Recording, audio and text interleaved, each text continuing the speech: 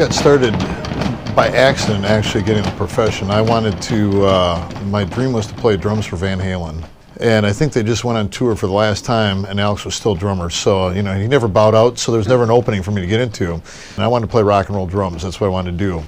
I didn't know what else to do in music other than teach, because that's what my middle school band director told me about doing. My high school band director encouraged me to go to Whitewater, and he liked the band director and the percussion instructor there.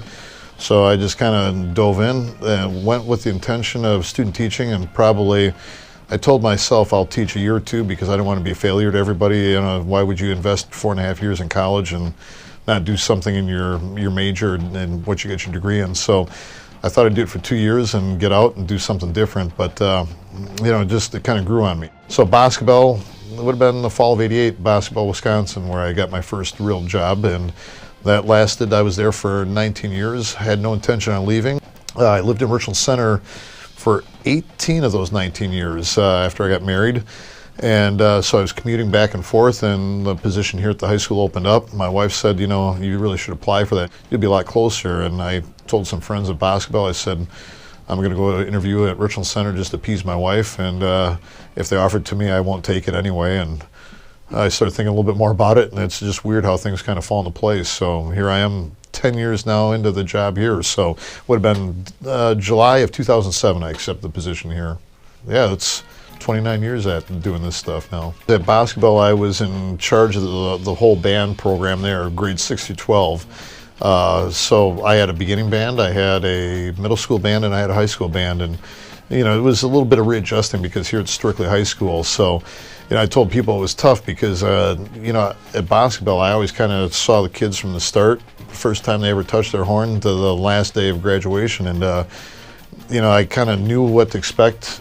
It was tough the first couple of years coming here because, you know, the old band director was well liked. You know, being a band director is a little bit different. I think I get the opportunity. It's a unique opportunity because you know, most teachers here may have the students 1 or 2 years.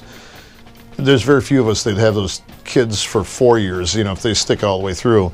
So I think you develop a little bit more of a bond with those kids. See the kids during the class day, you know, the regular school day from 8 till 3:30.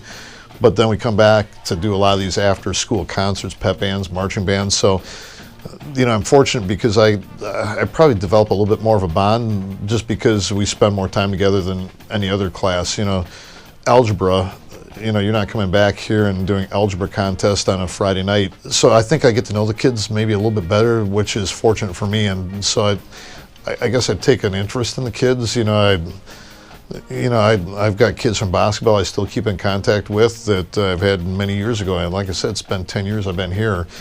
And, you know, you see those kids grow up and you start going to their weddings, and, you know, you get invited out to hang out with them when they're back in town for vacations and whatnot. And, you know, I feel in a way kind of bad because, you know, every year that student base grows more and more as each class graduates, and you feel like, okay, you know, I've got family commitments. I'd like to spend more time with former students and present students, and you know, there's only 24 hours in a day, so I do care about what their interests are. I know obviously music is an important part of my life, but you know, 90% of the kids, you know, this is not their top priority. So, you know, you try and have fun with them while you're here, and when they come in for lessons, you ask them about how their day is going. You know, if they're an athlete, how'd the game go the night before, or if, you know, they had a tough test in some class, you just, you know, you kind of try and make, I guess, non-music connections too. Yeah, in some ways my extended family is almost kind of like a real family to me.